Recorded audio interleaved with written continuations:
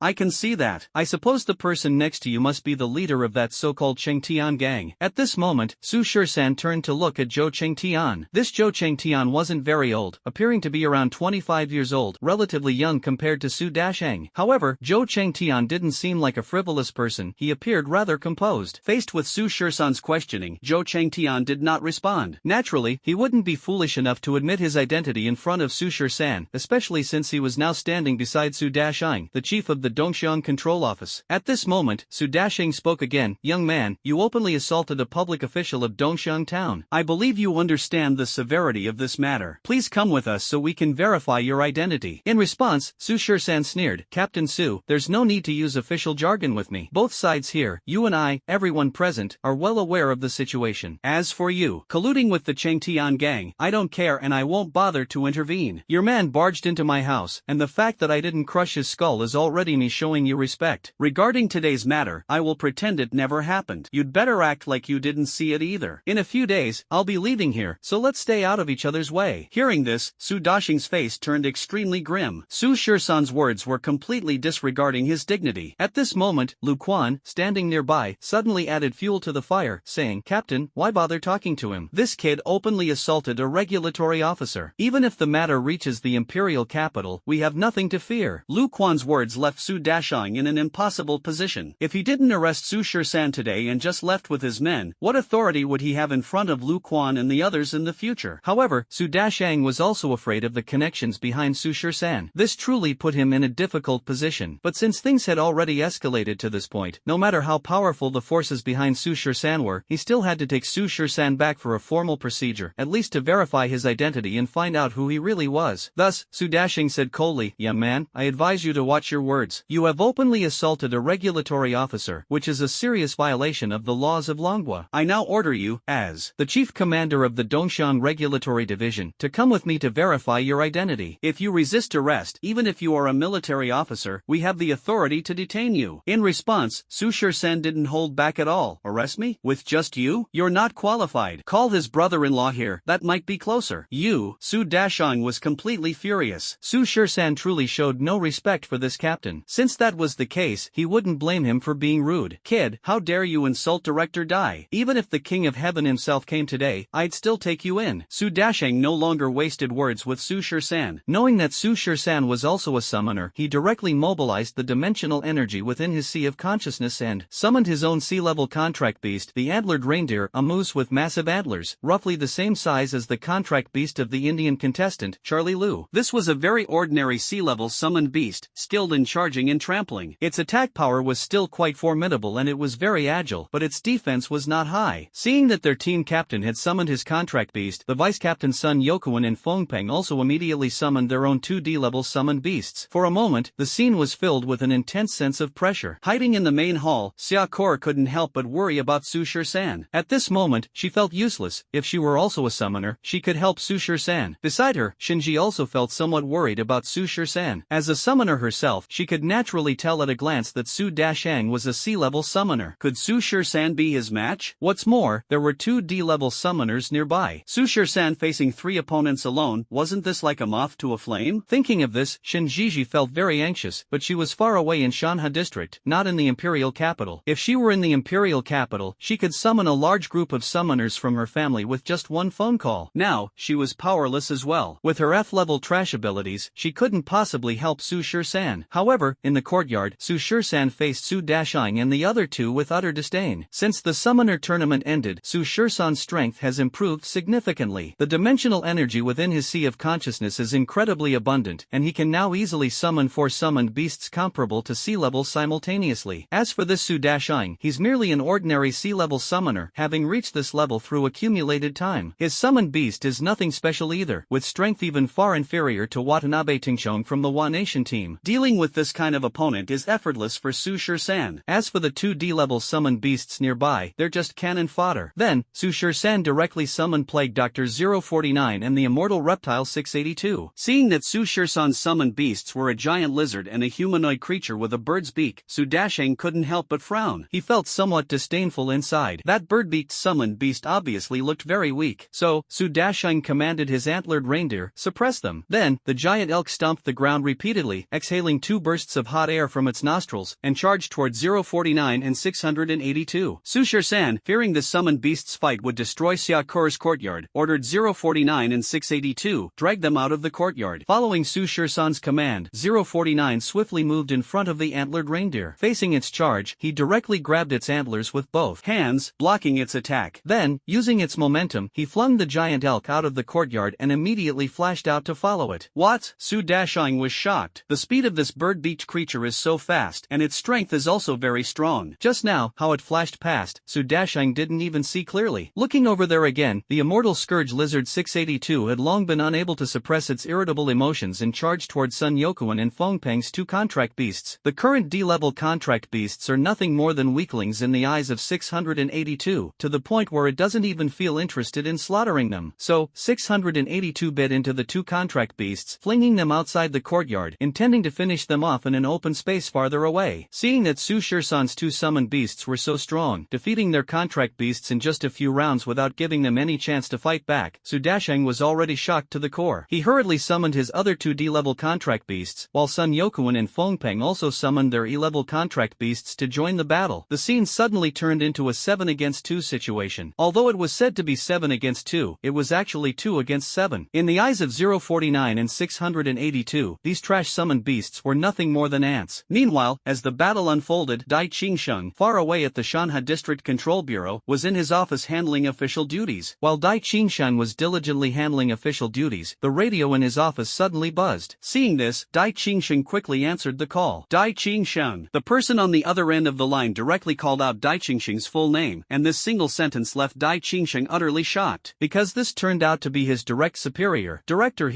Director he? How do you have time to call me? Dai Qingsheng asked cautiously. The person on the other end did not answer him but directly questioned. Dai Qingsheng, let me ask you, in the Shanha District Dongxiang town under your jurisdiction, is there someone named Zhou Chengtian? Is he your brother-in-law? Hearing this, Dai Qingsheng was greatly shocked and quickly began to speculate on what had happened. Could it be that the matter of Chengtian collecting protection fees in Dongxiang had reached Director He? But how could such a trivial matter possibly alarm people from the capital? I'm asking you, is that Zhou Chengtian your brother-in-law? At the moment when Dai Qingsheng was deep in thought, the angry voice of Director He came through the phone again. Dai Qingsheng was now drenched in sweat, trembling as he replied, "That's right, that Zhou Chengtian is my brother-in-law." Director He, what exactly? Before Dai Qingsheng could ask, the other side angrily interrupted. Let me tell you, Dai Qingsheng, your brother-in-law has offended someone he shouldn't have. Do you know that just now, Secretary Zhang personally came to my office and demanded that I handle this matter seriously. Do you understand? Secretary Zhang? Secretary Zhang of Elderly? That's right. Who else could it be? Hearing this, Dai Qingsheng felt as if the sky had fallen. What kind of person had his brother-in-law provoked to even alarm Oldly? It's over. It's over. Dai Qingsheng, I'm telling you, if you can't handle this matter properly, and if you really offend that big shot, I'll personally come over and twist your head off. Beep beep beep. After saying this, the other side directly hung up the phone. Clang. Dai Qingsheng was so startled that he fell off his chair onto the ground. He immediately called Su Dasheng from Dongxiang town. Su Dasheng, who was in the middle of a fight with Su Shursan, suddenly heard his radio go off. He originally didn't want to be distracted from the fight, but the person calling him at this time was someone Su Dasheng truly didn't dare to ignore. So, Su Dasheng hurriedly answered the phone. As soon as the call connected, Dai Qingsheng's angry voice came through. Over there, Su Dasheng, let me ask you, is that brat Zhou Qingtian with you? Dai, Director Dai? Su Dasheng was startled. The person calling him was actually Dai Qingsheng. I'm asking you, is Zhou Qingtian with you? I'm asking you, is Zhou Qingtian with you? Listening to Dai Qingsheng's roar on the other end of the phone, Su Dasheng was completely dumbfounded. What happened? What exactly happened? Director Dai actually called him personally and was so angry. But no matter what, Su Dasheng could only bite the bullet and reply. Why yes, Director Dai, young Master Zhou is with me right now. Hearing Su Dasheng's admission, Dai Qingsheng questioned him again. I'm asking you, did you provoke someone in Dongxiang town today? Provoke someone? Su Dasheng was stunned again and couldn't help but look at Su Shursan in the courtyard. Could it be that the person Director Dai is talking about is him? Hearing that Su Dasheng did not deny it immediately, Dai Qingsheng was certain. Su Dasheng and his brother-in-law Zhou Chengtian must have unintentionally provoked some big shot. Su Dasheng, I'm telling you, if you really offended this big shot and the higher-ups hold us accountable, I'll be the first to come over and twist your head off. A big shot? Su Dasheng's legs went weak and he almost knelt down. Su Dasheng, I order you to bring that brat Zhou Chengtian to me immediately. Break one of his legs first, then bring him over. Right now. Immediately. After roaring, Dai Qingsheng hung up the phone, leaving Su Dasheng shivering alone in the wind. Su Dasheng was no fool. Even if he were, he could have guessed that this matter must have been caused by Su Shursan. For the past 2 years, no one had interfered with their collection of protection fees in Dongxiang. But today, after offending that young man, Director Dai immediately called. Looking again at the young man's abilities, at such a young age, he was already stronger than him and even a C-level summoner. Think again about the tone and confidence with which this young man spoke to him just now. Is there even a need to confirm? This young man must have an extraordinary background. It's over. This is completely over. Who exactly is this young man, to make Director Dai so fearful and even be referred to as a big shot by him? Su Dasheng grew more and more terrified as he thought about it. But now, he had already offended that young man, even threatened to arrest arrest him and had laid hands on him. Thinking of this, Su Dasheng couldn't help but want to slap himself twice. Su Dasheng turned his head and looked at his contracted beast in the distance. Just as he was about to order his contracted beast to stop attacking, he noticed that his antlered reindeer had its antlers broken off by that bird-beaked monster, which then grabbed its forelimbs, slammed it to the ground, and stepped on it. His other two D-rank contracted beasts were also lying motionless on the ground at this moment. Meanwhile, the two D-rank contracted beasts of Sun Yokuan and Fengpeng were also severely injured by that giant lizard pinned under its feet. Su Dasheng no longer cared about being shocked by Su Shisan's strength, nor did he care about his injured contracted beasts. He directly grabbed Zhou Chengtian by the collar and brought him in front of Su Shisan. Without saying a word, he knelt directly before Su Shisan, dragging Zhou Chengtian along and pressing him to the ground as well. "This young brother, I truly apologize. For today's matter, I have greatly offended you. I beg your forgiveness and ask you to overlook my mistakes. As the saying goes, a true man can bend and stretch." Su Dasheng no longer cared about saving face. If this matter wasn't handled properly, it could very well cost him his head. Seeing Su Dasheng actually kneel before that young man, Fengpeng, Sun Yokuan, Lu Quan, and the others in the distance were completely dumbfounded. Even if they were foolish, they could still guess why Su Dasheng was kneeling. Just now, Su Dasheng was still acting tough, but after taking a phone call, he suddenly, "Who exactly is this young man?" Not only were they dumbfounded, but Zhou Chengtian, who was being forced to kneel on the ground by Su Dasheng, was also completely baffled. What on earth is going on here? Why was Su Dasheng suddenly very afraid of this young man? His brother-in-law was none other than Dai Qingsheng of Shanha district. Who would dare provoke him? "Brother Su, what on earth is going on? With my brother-in-law here, are you still afraid of?" Zhou Chengtian was just about to question Su Dasheng, but before he could finish his sentence, he was directly stunned by a loud slap from Su Dasheng. "Shut the F*** up." At this moment, Su Dasheng was absolutely furious with Zhou Chengtian. If it weren't for him, none of this mess would have happened. So, after slapping Zhou Chengtian across the face, Su Dasheng stood up and directly stomped on Zhou Chengtian's leg, breaking it. Then he turned to Su Shisan again to apologize. "Little brother, today's events have truly been a great offense. Please consider this as my apology to you. I beg your forgiveness, just treat us like a fart and let us go." Su Dasheng spoke with extreme sincerity and humility. Hearing Su Dasheng's words and then looking at Zhou Chengtian, who was lying on the ground with a broken leg, Sun Yokuan, Fengpeng, and the others became even more frightened. Snap! To apologize to this young man, he actually stepped on and broke Zhou Chengtian's leg? Who is Zhou Chengtian? He is Dai Qingsheng's brother-in-law. Su Dasheng actually broke Zhou Chengtian's leg to apologize.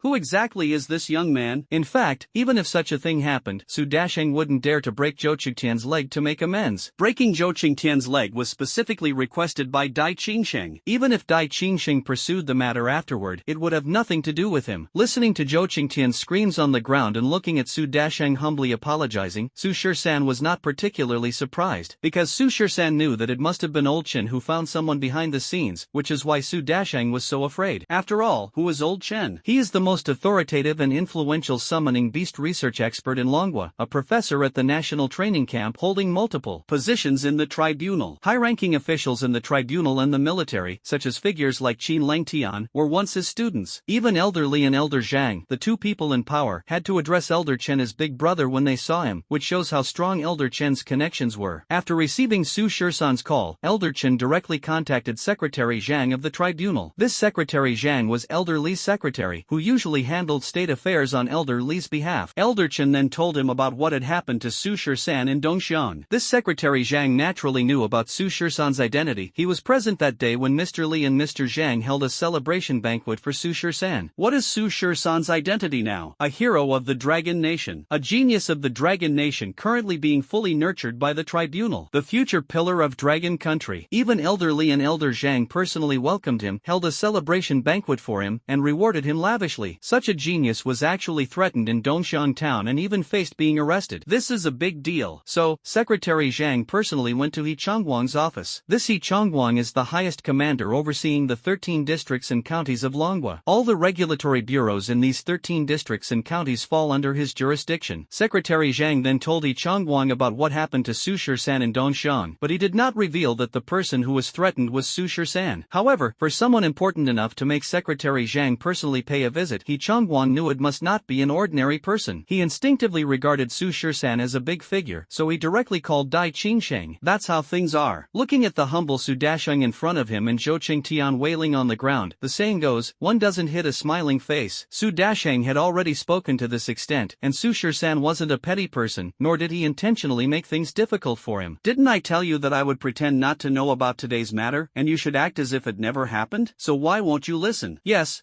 it's all my fault. Little brother, please be magnanimous and forgive us this time. Alright, I'll give you another chance. Leave within 1 minute, and I'll pretend nothing happened. Hearing this, Su Dasheng felt as if he had been granted amnesty. He quickly sent his severely injured contract beast back to the dimensional space and ran off with Zhou Qingtian, who had a broken leg, repeatedly thanking Su Shisan as he left. Seeing this, Sun Yokuan, Fengpang, and Lu Quan also hurriedly followed Su Dasheng out of there. After escaping from Xia Ke's courtyard, Su Dasheng felt a huge sense of relief. Sun Yokuan and Fengpang couldn't help but ask, "Captain, what exactly happened? Who is that young man?" At this moment, Zhou Qingtian, who was being dragged by Su Dasheng, also spoke up. "Su Dasheng, how dare you break my leg? Just you wait. I'll tell my brother-in-law when I get back." Hearing Zhou Qingtian's words, Su Dasheng almost wanted to slap him twice more, but he still forced to smile and explained to Zhou Qingtian, "Brother Qingtian, you've really misunderstood your big brother. If I hadn't done that just now, we might have all lost our heads today. Moreover, it wasn't me who broke your leg, it was Director Dai who instructed me to do so. Director Dai also said to bring you to see him immediately. If you don't believe me, you can ask him yourself when the time comes." Hearing these words, the people around, including Zhou Qingtian, were greatly shocked. Once again, they couldn't help but wonder in their hearts, who exactly was that young man? In the courtyard, although the fight just now destroyed the small yard fenced by Xia Ke, the tile-roofed house and kitchen remained intact. After Su Dasheng and his group left, Xia Ke and Shinjiji also came out of the main room. Everything that had just happened was clearly seen by both of them. Shinjiji was not only surprised by Su Shisan's strength but also by his identity. Before Su Dasheng and his group arrived, Su Shisan had gone back to the house to make a phone call. There was no need to guess, Su Shisan had definitely used the radio to contact someone. During the fight just now, that Su Dasheng also received a phone call. It must be related to this matter. For someone to make a captain of a control station so fearful, they must have an extraordinary background. So, Shinjiji directly asked Su Shisan, "Hey, who did you call earlier? Those people seem to be very afraid of you." In response, Su Shisan had already thought of a reason. "I just called my teacher from the national training camp. His name is Chen Fengyan, but everyone calls him Old Chen. When he heard I was being bullied, I guess he pulled some strings behind the scenes." "Old Chen is actually your teacher?" Shinji was surprised. Although Shinji was not a member of the national training camp, she knew about Old Chen because her brother was one of his students, and she had even met Old Chen before. Shinji was also aware of Old Chen's influence over at the tribunal. It turns out the person Su Shisan was looking for is Old Chen. No wonder those people are so afraid of him. That's right, Old Chen is a professor at the national training camp and also our training course instructor. I see. Shinji didn't think much of it. Summer Core, standing nearby, although she didn't know Elder Chen, was genuinely happy for Su Shisan to have such an impressive teacher. At this moment, Shinji suddenly questioned again, "By the way, what level of summoner are you now? How are you so powerful?" Earlier, Shinji had also witnessed the battle between Su Shisan and Su Dasheng's group. That Su Dasheng was clearly a sea-level summoner, and his contracted beast was also sea-level. Although among the sea-level summoners, that Su Dasheng is very weak, he is still a sea-level summoner. And Su Shisan, fighting 1 against 3, completely crushed them, which means his strength is at least that of a sea-level summoner. Such a young sea-level summoner, and a member of the national training camp, yet Shinji had never heard of him at all. Moreover, with Su Shisan's strength, he should have represented the Dragon Nation in the recent summoner competition. But it seemed that Shinji had never seen Su Shisan's name on that newspaper either. "How strange. I told you, didn't I? I'm an S-rank summoner," Su Shisan replied casually. At this, Shinji couldn't help but roll her eyes at Su Shisan again. Since this guy was unwilling to talk, Shinji didn't ask further. Next, the three of them tidied up the messy little courtyard. After Su Dasheng and his group left, they didn't return. In the afternoon, Su Shisan helped Xia Ke clean up the courtyard and then accompanied her to the street to set up a stall, selling off the remaining crystal cakes. In the evening, Xia Ke bought a lot of vegetables and wild game and prepared a lavish dinner for Su Shisan and Shinji. After the three finished eating, dusk gradually fell, and the sky grew dark. In this world, there were no brightly lit skyscrapers, and ordinary households couldn't even afford electricity. Xia Ke's small courtyard had no electricity, and for lighting at night, they used kerosene lamps. Therefore, at night, it was very boring, and the only thing to do was sleep. However, because Su Shisan arrived so suddenly, Xia Ke had not prepared a bed for him, and the small tile-roofed house where Xia Ke lived only had one bed. Therefore, Su Shisan could only temporarily sleep on the floor in the room tonight, while Xia Ke and Shinji shared the bed. Although Shinji hadn't done anything today, she was extremely sleepy and fell asleep shortly after lying on the bed. Xia Ke and Su Shisan, who hadn't seen each other for a long time, couldn't fall asleep. So, taking advantage of the bright night outside, they sat in the courtyard, gazing at the stars stars in the sky and started chatting. Sakura recounted everything that had happened over the past 2 years to Sushir-san, like pouring out beans, one by one. Most of these things had already been mentioned by Sakura in her letters, but Sushir-san was still very willing to listen. Sushir-san also briefly described to Sakura his experiences over the past 2 years in the national training camp. However, Sushir-san's time in the national training camp over the past 2 years had been very monotonous, with nothing particularly significant happening. By the way, bro, when are you going back to the imperial capital?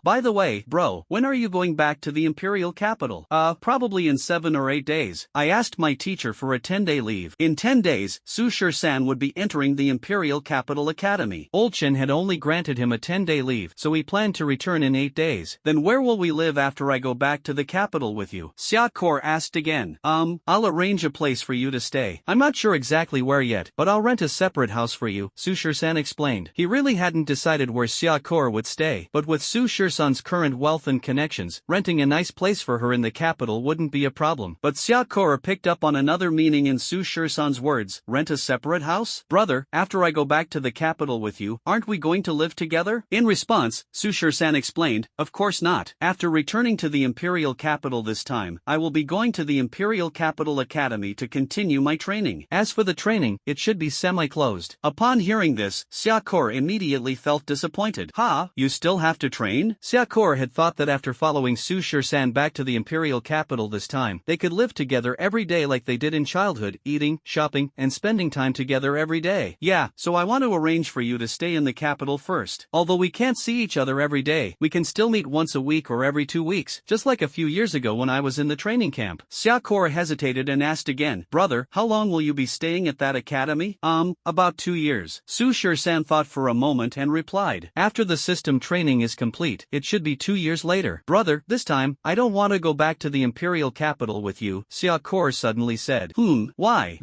No reason. Here, we can't see each other every day, and there, we also can't see each other every day. Besides, once I get to the imperial capital, I don't think I'll be able to adapt, Sakura explained. Hearing this, Sushir-san fell silent. He understood Sakura's feelings. This small piece of land was where she grew up. The orphanage friends were here. Grandma Zhang, the director, was here. She was born here, grew up here, this was her hometown. To make her leave her hometown and go to an unfamiliar place, where there were no relatives or friends except herself, and where she couldn't even see herself every day. Anyone in her position wouldn't want to go. In response, Sushir-san could only say, Kor, no matter what decision you make, I will support you. If you insist on staying here, I will support you too. But rest assured, once I graduate from the Imperial Academy, I will definitely come back to bring you to the capital. By then, the two of us will surely be together every day. Alright, 2 years later, when brother graduates, I will definitely come over. As long as I can be with you, it doesn't matter where we go. Sakura finally showed a sweet smile again. Alright, it's settled then. 2 years later, I'll come to pick you up. During this time, I will also visit you from time to time. It won't be like the national training camp where I only came back once in 2 years. Really, brother? I will write you letters every month too. If you don't come, I'll scold you in the letters. You little girl. The stars twinkled in the sky as the two leaned against each other, talking from their childhood babbling to today's bowl of fennel noodles. Just like when they were 7 or 8 years old, sitting on the tiled roof of the orphanage, gazing at the stars and imagining the future. Previously, Sakura looked forward to the future, and today, she still looks forward to the future. Because the person in her future has always been there from the beginning. They talked until very late, and Sakura, unable to fight off her drowsiness, fell asleep in Sushir-san's arms. Sushir-san took off his coat and draped it over Sakura, holding her like that through the night. Sushir-san is a summoner, with physical fitness comparable to that of a fierce beast, capable of staying awake for days and nights without any issue. Dawn was breaking, but Sakura was still sleeping soundly in Sushir-san's arms. Without waking her, Sushir-san carried Sakura back to the main room and placed her back on the bed to continue sleeping. Shinji-ji, that little girl, was still asleep, sprawled out in all directions and even drooling. Sushir-san could only push her to the inner side of the bed and place Sakura on the bed. Around 10 in the morning, the two finally woke up. During the days Sushir-san was around, Sakura decided not to make crystal cakes to sell at the market. Instead, she planned to take Sushir-san out to have some fun for a few days, giving herself a break as well. So, after the three of them had breakfast in the morning, they went out to stroll around the streets. The next day, although Dongshan town was just a small town with only a few tens of thousands of people, the streets were bustling with activity. Shinji-ji, who had previously lived in the Shin family estate in the imperial capital and rarely went out, found the lively scene quite enjoyable. The three of them wandered from one shop to another. At noon, they naturally had lunch in town, and in the afternoon, Sakura Xiaokura took Su Shisan to the orphanage where they had grown up. The orphanage was still the same as before, except the children inside had changed. Su Shisan bought gifts for all the children and also met Grandma Zhang. Grandma Zhang was surprised by Su Shisan's transformation. She kept saying she couldn't recognize him, that he had grown into a young man and gotten taller. Indeed, he had grown taller. A few years ago, Xiaokura and Su Shisan had compared their heights under the old locust tree in the courtyard and carved marks on the tree. The faint mark still remains, but it can only be overlooked now. Time flies, everything has changed, yet everything remains the same. Dongxiang Town is still the same Dongxiang Town as before, and the orphanage is still the same orphanage as before, unchanged from the impression. It is also the third day since Su Shisan returned to Dongxiang Town. Xiaokura and Shinjiji, the two girls, went shopping early in the morning, but Su Shisan did not go because he had something else to do. That was to visit an old acquaintance and ask him for a favor. So, Su Shisan arrived at the training camp 10 kilometers outside Dongxiang Town. This training camp was responsible for accommodating nearby awakened summoners. When Su Shisan first awakened, he was taken in by this training camp and trained there for 2 years. The next day, the chief instructor inside is surnamed Hua, named Hua Shoucheng, and he is a B-level summoner. Back when Su Shisan was training here, he received a lot of care from him. Due to his diligent training and decent talent, Hua Shoucheng even gave Su Shisan a spot in the national training camp. This time, Su Shisan came to find instructor Hua, partly to visit him and partly to ask him for a favor. Su Shisan will be returning to the imperial capital in a few days, but Xiaokura won't be leaving with him. Therefore, Su Shisan is very worried about Xiaokura's safety, fearing that Su Dasheng and his group might cause trouble for Xiaokura after he leaves. Although these people had already been scared out of their wits and wouldn't dare provoke Su Shisan even if they were given 100 chances, Su Shisan still needed to find some protection for Xiaokura before leaving, just to be safe. Therefore, Su Shisan decided to ask the chief instructor of the training camp, Hua Shoucheng, to look after Xiaokura's safety after his departure. Hua Shoucheng, as the chief instructor of the training camp and a B-level summoner, held considerable authority in this region, far surpassing Su Dasheng. With his protection, it could be said that no one in the Dongxiang territory would dare to trouble Xiaokura anymore. After arriving at the training camp, the guard at the camp gate saw a stranger approaching and immediately shouted, "Who goes there? This is the summoner training base. Unauthorized personnel are not allowed to enter." In response, Su Shisan smiled at the guard and said, "Brother Jean, don't you recognize me?" The camp guard, named Jean Debeo, had known Su Shisan for 2 years. Not only did he know him, but back then, Su Shisan often asked him for favors, like delivering messages to Xiaokura. The two were very familiar with each other. Hearing Su Shisan call him Brother Jean, Jean Debeo suspiciously sized him up and then recognized him. "Yo, 13, it's actually you, kid. When did you get back?" Jean Debeo stepped forward and gave Su Shisan a punch, looking very happy. "I just got back a couple of days ago. I remember you were sent to the national training camp, right? What happened? Training's over? I heard that in this year's summoner tournament, our Dragon Nation won the championship. Did you participate, kid?" "No, Brother Jean, you're really overestimating me. I'm not even a member of the first team." "Ah, no worries. I've always thought you'd grow up to be successful. What brings you here today? Don't tell me you're here just to catch up with me." "Of course, my main purpose in coming this time is to catch up with you, brother. But aside from that, I also have something to discuss with Instructor Hua." "Get out of here, you rascal. I know you too well." "Alright, no need to be so formal with me. Instructor Hua should be in the office right now. Yesterday, the arbitration court called and gave our training camp a testing slot. We can select someone from the camp to go to the imperial capital, with a chance to train in the dimensional microworld. Instructor Hua is currently troubled over this matter." "Is that so? Then I'll go take a look first. Brother Jean, we'll catch up when I get back." Go ahead, go ahead." The office is still the same as before. After entering the camp, Su Shisan easily found Hua Shoucheng's office, then knocked on the door. "Come in." Hua Shoucheng's voice came from inside. Su Shisan saw this and pushed the door open to enter. "Who are you?" Hua Shoucheng didn't recognize Su Shisan at first glance. "Officer Hua, what's this? It's only been 3 years, and you can't recognize me already? Oh, it's actually Shisan. You've grown so tall. Come, have a seat here." Hua Shoucheng's reaction was similar to Jean Debeo's. He was both surprised and happy to see Su Shisan. It was like a student who had graduated several years ago coming back to visit their teacher. "Officer Hua, it's been 3 years, and you're still as dashing as ever." "You rascal, it's been 3 years, and your words have gotten smoother. Not like the silent type you used to be. People do change, don't they? Alright, stop rambling. How have you been these past 2 years? How's it been at the national training camp?" Su Shisan and Hua Shoucheng talked a lot, briefly discussing the events that had happened at the national training camp over the years. Of course, Su Shisan definitely didn't mention his participation in the Summoners Tournament or his championship victory there. The two exchanged pleasantries, and Su Shisan took out a bottle of fine wine and a bottle of healing liquid rewarded by the tribunal. tribunal, placing them on Hua Shoucheng's desk. Instructor Hua, thank you for your care earlier. I brought these back from the imperial capital as a small token of appreciation. I hope you'll accept them. Hua Shoucheng directly ignored the bottle of fine wine, his eyes fixated on the small jade bottle. This is revitalizing liquid? Where did you get your hands on such a good thing, kid? Hua Shoucheng was utterly shocked. That healing potion was none other than the most precious revitalizing elixir. Hua Shoucheng had been fortunate enough to see it once before. This kind of healing potion was a priceless treasure, something money couldn't buy. This single bottle of healing potion was equivalent to a life. Its effects were truly extraordinary, specifically designed to heal the injuries of summoners. Even with a fatal injury, as long as there is still a breath left, drinking this healing potion, filled with boundless life essence, will not only save your life but also heal your wounds in the shortest time possible. With it, it's equivalent to having an extra life, which is why this healing potion is named Revival Elixir, possessing the power to bring the dead back to life. This bottle of healing potion cannot be bought, no matter how much money you offer. That's why Hua Shoucheng was so astonished. Instructor Hua, this bottle of regeneration liquid was a reward from Elder Chin of the National Training Camp. I only have this one bottle, and I came here today specifically to present it to you. Su Shisan was actually lying. He had several bottles of this regeneration liquid, all of which were rewards from the tribunal. Elder Chin rewarded you with this? Hua Shoucheng was once again surprised, then quickly declined. This won't do. It's too precious, and since Elder Chen rewarded it to you, you should keep it for yourself. Instructor Hua, please don't refuse. I brought this especially for you, and you must accept it. Su Shisan directly pushed it into Hua Shoucheng's hands. Hua Shoucheng was no fool. He could tell that Su Shisan definitely had something to ask of him, so he asked directly, Shisan, do you have something you need from the instructor? Just say it. If I can help, I definitely won't refuse. Instructor Hua, you really understand me. In that case, I won't beat around the bush. Afterward, Su Shisan told Hua Shoucheng about his situation with the Chengtian gang and directly asked him to help take care of Xiaokur after he returned to the capital. Hua Shoucheng was naturally aware of the Chengtian gang collecting protection fees in Dongxiang. However, since his brother-in-law was Dai Qingsheng, he couldn't intervene in such matters, so he turned a blind eye and pretended not to see it. However, upon hearing that the people of Chengtian gang bullied Xiaokur, Hua Shoucheng was still very angry. He promised, Shisan, don't worry. After you return to the imperial capital, leave that girl Kor to me. In this area of Dongxiang, no one will dare to bully her. Hearing Hua Shoucheng's promise, Su Shisan finally felt at ease. Now, he could return to the imperial capital with peace of mind. Officer Hua, thank you so much. This is just a small matter, no need to be so polite with me. Hua Shoucheng didn't think much of it, as this matter was indeed a trivial one for him. Afterward, Hua Shoucheng returned the bottle of revival liquid. 13. This bottle of revival liquid is truly too precious. I can't accept it. You should take it back. Officer Hua, please don't refuse this bottle. The two kept declining back and forth. In the end, under Su Shisan's strong insistence, Hua Shoucheng finally accepted the bottle of revival liquid. Seeing Hua Shoucheng accept the revival liquid, Su Shisan's goal was achieved, so he found an excuse to leave. Officer Hua, please carry on with your work. I still have some matters to attend to, so I won't disturb you any further. Why are you in such a hurry to leave? It's almost noon. Let's sit down and have a good drink together. No need, I won't trouble you. Trouble? By the way, there's actually something I need your help with. What is it? Instructor Hua, please tell me. These little brats I've taken and think their daily training is too boring and insist that I find some people from other training camps to have a PK match with. They think that's the only way to make it interesting. I don't have the time to find someone for them right now. But since you're here, you've been training in the national camp for so many years, and your skills are probably up to par by now. This is the perfect opportunity for you to teach those little brats a lesson for me. These kids are all talk and no action most of the time. If we don't put them in their place and show them there are always people better than them, when they face real beasts on the battlefield, they'll be scared out of their wits. So, 13, since you're here this time, take this chance to give them a good beating for me. Hua Shoucheng patted Su Shisan on the shoulder. Clearly, he was very proud of this former trainee of his. Faced with this small request from Hua Shoucheng, Su Shisan naturally did not refuse. Alright, Instructor Hua, I'll give these junior students a lesson on your behalf. That's great. Let's head to the training ground right now. Afterward, Hua Shoucheng brought Su Shisan to the training ground of the boot camp. The training ground of the boot camp was extremely large, as it was usually used by several hundred trainees training together. Su Shisan had also trained on this open-air training ground for a full 2 years in the past. When they arrived at the training ground, all the trainees of the boot camp were there, numbering several hundred people. Some were engaged in sparring training between contract beasts, while others were undergoing physical training. Looking at these trainees, Su Shisan thought of himself a few years ago. At this moment, the other instructors at the training camp saw Hua Shoucheng arrive and quickly came over. Captain Hua, who is this? Several instructors looked at Su Shisan, finding him somewhat familiar. familiar, but for a moment, none of them recognized him. Instructor Zhao, Instructor Wang, Instructor Han, what's this? Don't you all recognize me? Su Shisan greeted each of the instructors. These instructors were the training camp instructors, some teaching physical fitness, some teaching theory, and others teaching combat skills. Su Shisan had once been their student. Hearing Su Shisan speak, a few instructors finally recognized him. Ha, so it's little Shisan. Yeah, I really didn't recognize him. He's grown so tall. What a big change. If we saw him on the street, we wouldn't dare to recognize him without being told. Alright,